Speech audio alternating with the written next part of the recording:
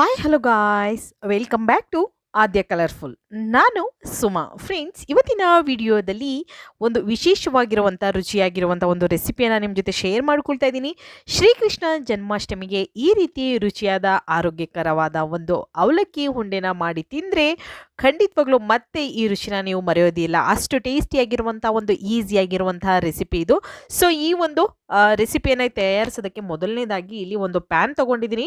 ಇದಕ್ಕೆ ಒಂದು 3 table spoon ಆಗೋಷ್ಟು ಕಡಲೆ ಬೀಜವನ್ನು ನಾನು ಹಾಕ್ಕೊಳ್ತಾ ಇದ್ದೀನಿ. ಈ ಪ್ಯಾನಿಗೆ ಕಡಲೆ ಬೀಜನ ಹಾಕಿ ನಾವು ಇದನ್ನು ಚೆನ್ನಾಗಿ ಹುರಿಬೇಕಾಗುತ್ತೆ. ಸೊ ಫ್ರೆಂಡ್ಸ್, ನೀವೆಲ್ಲರೂ ಫಸ್ಟ್ ಟೈಮ್ ನನ್ನ ಚಾನಲ್ಗೆ ವಿಸಿಟ್ ಮಾಡಿದರೆ ಪ್ಲೀಸ್ ಚಾನಲ್ನ ಸಬ್ಸ್ಕ್ರೈಬ್ ಮಾಡ್ಕೊಳ್ಳಿ, ಹಾಗೆ ಲೈಕ್ ಮಾಡಿ ಮತ್ತು ಹೆಚ್ಚೆಚ್ಚು ಶೇರ್ ಮಾಡಿ ಫ್ರೆಂಡ್ಸ್. ಕಡಲೆ ಬೀಜ ನಾವು ಹುರಿಬೇಕಾದ್ರೆ ಸ್ಟವ್ನ ಲೋ ಫ್ಲೇಮ್ ಮಾಡ್ಕೋಬೇಕು. ಮತ್ತು ನಾವು ಕಡಲೆ ಬೀಜನ ಹುರಿದಾಗ ಅದರಲ್ಲಿ ಮೇಲ್ಗಡೆ ಇರುವಂಥ ಒಂದು ಸಿಪ್ಪೆ ಆಗಲಿ ಅಥವಾ ಕಡಲೆ ಬೀಜ ಆಗಲಿ ಕಪ್ಪಗೆ ಆಗಬಾರ್ದು. ಆ ರೀತಿಯಾಗಿ ನಾವು ಅದನ್ನು ರೋಸ್ಟ್ ಮಾಡ್ಕೋಬೇಕು. ಅದಾದ ನಂತರ ಅದನ್ನು ತೆಗೆದಿಟ್ಕೊಂಡಿದ್ದೀನಿ.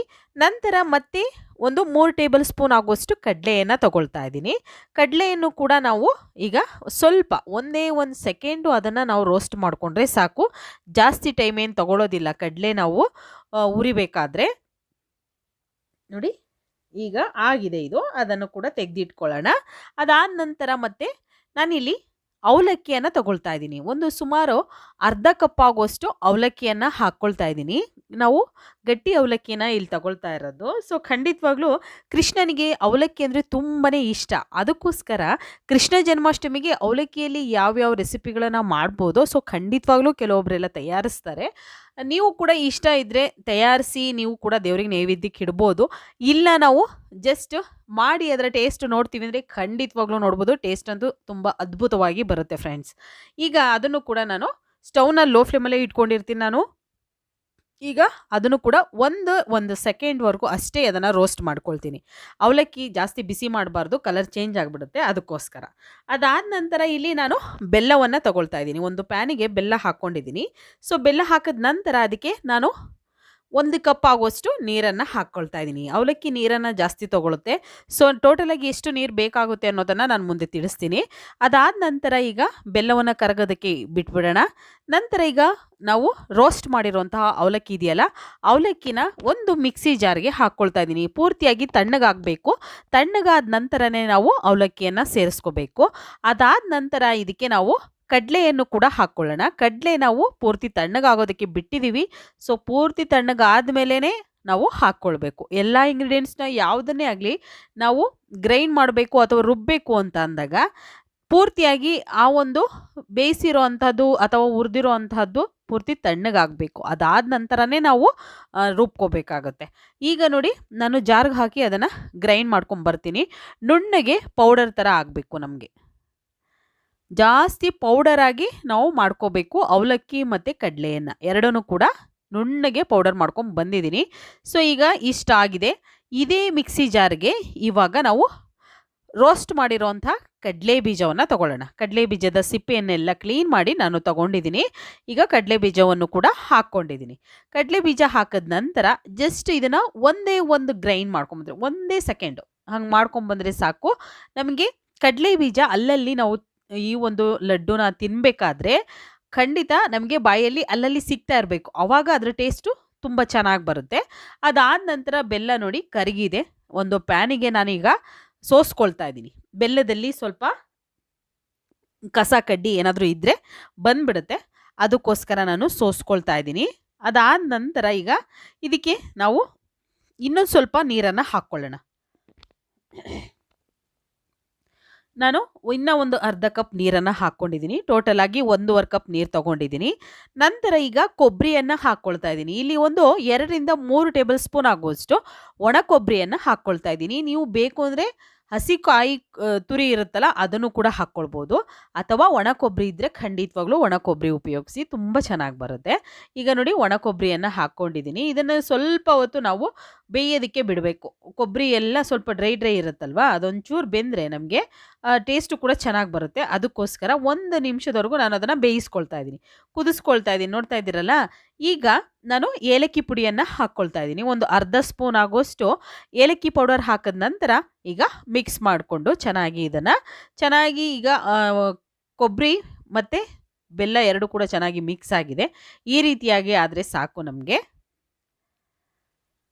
ನೋಡಿ ಈಗ ಪರ್ಫೆಕ್ಟಾಗಿ ಆಗಿದೆ. ಡ್ರೈ ಫ್ರೂಟ್ಸ್ನ ನಾನು ಹಾಕ್ಕೊಳ್ತಾ ಇದ್ದೀನಿ ಇಲ್ಲಿ. ತುಪ್ಪದಲ್ಲಿ ನಾವು ಫ್ರೈ ಮಾಡಿರೋವಂಥ ಡ್ರೈ ಫ್ರೂಟ್ಸು ಅಥವಾ ಹಾಗೆ ರೋಸ್ಟ್ ಮಾಡಿರೋವಂಥ ಡ್ರೈ ಫ್ರೂಟ್ಸು ಯಾವುದನ್ನು ಬೇಕಿದ್ರೂ ನೀವು ಹಾಕ್ಕೊಳ್ಬೋದು. ಈಗ ನಾನು ದ್ರಾಕ್ಷಿ ಮತ್ತು ಬಾದಾಮಿ ಹಾಗೆ ಗೋಡಂಬಿ ಇಷ್ಟನ್ನು ಕೂಡ ಹಾಕ್ಕೊಂಡಿದ್ದೆ. ಮತ್ತು ಸ್ವಲ್ಪ ಡ್ರೈ ಫ್ರೂಟ್ಸ್ನ ಕಟ್ ಮಾಡಿ ಹಾಕ್ಕೊಳ್ತಾ ಇದ್ದೀನಿ. ಇಷ್ಟನ್ನು ಕೂಡ ಹಾಕಿದ ನಂತರ ನಾವು ಇದನ್ನು 1 ಸೆಕೆಂಡ್ವರೆಗೂ ಹಾಗೆ ಕುದಿಸ್ಕೊಳ್ಳೋಣ ನೀಟಾಗಿ. ಬೆಣ್ಣೆ ಥರ ಬಾಯಲ್ಲೇ ಇದು ಕರಗೋಗುತ್ತೆ ಫ್ರೆಂಡ್ಸ್, ಅಷ್ಟು ಚೆನ್ನಾಗಿರುತ್ತೆ. ನೀವು ಕೂಡ ಮನೆಯಲ್ಲಿ ತಯಾರಿಸಿ ಮಕ್ಕಳಿಗೂ ಮತ್ತು ನಿಮಗೂ ಎಲ್ಲರಿಗೂ ಕೂಡ ಇಷ್ಟ ಆಗುತ್ತೆ. ಈಗ ನೋಡಿ ಕುದಿ ಬರ್ತಾ ಇದೆಯಲ್ಲ, ಈಗ ಕುದಿ ಬರ್ತಾ ಇರೋ ಟೈಮಲ್ಲಿ ಗ್ರೈಂಡ್ ಮಾಡಿರೋಂಥ ಪೌಡರ್ ಇದೆಯಲ್ಲ ಅದನ್ನು ಹಾಕ್ಕೊಳ್ತಾ ಇದ್ದೀನಿ. ಅವಲಕ್ಕಿ ಪೌಡರ್ ಇದೆಯಲ್ವಾ ಅದನ್ನು ಹಾಕ್ಕೊಳ್ಳೋಣ. ಸ್ವಲ್ಪನೂ ಕೂಡ ಗಂಟಿರಬಾರ್ದು. ಅಕಸ್ಮಾತ್ ಗಂಟು ಆಯಿತು ಅಂದರೂ ಏನು ಹೆದರ್ಕೋಬೇಡಿ. ನೀಟಾಗಿ ಹೀಗೆ ಮಿಕ್ಸ್ ಮಾಡ್ತಾ ಇರಿ, ನೀಟಾಗಿ ಗಂಟೆಲ್ಲ ಹೊಡ್ಕೊಳ್ಳುತ್ತೆ, ಏನು ತೊಂದರೆ ಇಲ್ಲ. ಸ್ವಲ್ಪ ನಿಮಗೆ ಗಂಟು ಆಯಿತು ಅಂದರೆ ಟೆನ್ಷನ್ ಏನು ಬೇಡ, ಆಯಿತಾ. ನಿಧಾನವಾಗಿ ನೀವು ಅದನ್ನು ಮಿಕ್ಸ್ ಮಾಡ್ತಾನೆ ಇರಿ, ಆರಾಮಾಗಿ ಗಂಟುಗಳೆಲ್ಲ ಹೋಗಿ ನೀಟಾಗಿ ನಿಮಗೆ ರೆಡಿ ಆಗುತ್ತೆ. ನೋಡಿದ್ರಲ್ಲ, ಈ ರೀತಿಯಾಗಿ ಪರ್ಫೆಕ್ಟಾಗಿ ಆಗಿದೆ ನೋಡ್ಬೋದು. ಈಗ ಸ್ವಲ್ಪನೂ ಕೂಡ ಗಂಟು ಏನೂ ಇಲ್ಲ, ಎಷ್ಟು ನೀಟಾಗಿ ಬಂದಿದೆ ಅಂತ. ಈಗ ಇದಕ್ಕೆ ಸ್ವಲ್ಪ ತುಪ್ಪವನ್ನು ಹಾಕ್ಕೊಳ್ಳೋಣ. 1 ಸ್ಪೂನ್ ತುಪ್ಪ ಹಾಕ್ಕೊಳ್ತಾ ಇದ್ದೀನಿ, ಮತ್ತು ಇನ್ನೊಂದು ಸ್ಪೂನ್ ಹಾಕ್ಕೊಳ್ತೀನಿ. ಸೊ ಟೋಟಲಾಗಿ ಒಂದು 2 ಸ್ಪೂನ್ ತುಪ್ಪ ಬೇಕಾಗುತ್ತೆ ಅಷ್ಟೇ ನಮಗೆ, ಜಾಸ್ತಿ ತುಪ್ಪನೂ ಬೇಕಾಗೋದಿಲ್ಲ. ತುಂಬ ಚೆನ್ನಾಗಿರುತ್ತೆ ಇದು. ಮತ್ತು ಇದನ್ನು ನೀವು ಸುಮಾರು ಒಂದು 3 ರಿಂದ 4 ದಿನದವರೆಗೂ ಕೂಡ ಸ್ಟೋರ್ ಮಾಡಿ ತಿನ್ಬೋದು, ಚೆನ್ನಾಗಿರುತ್ತೆ.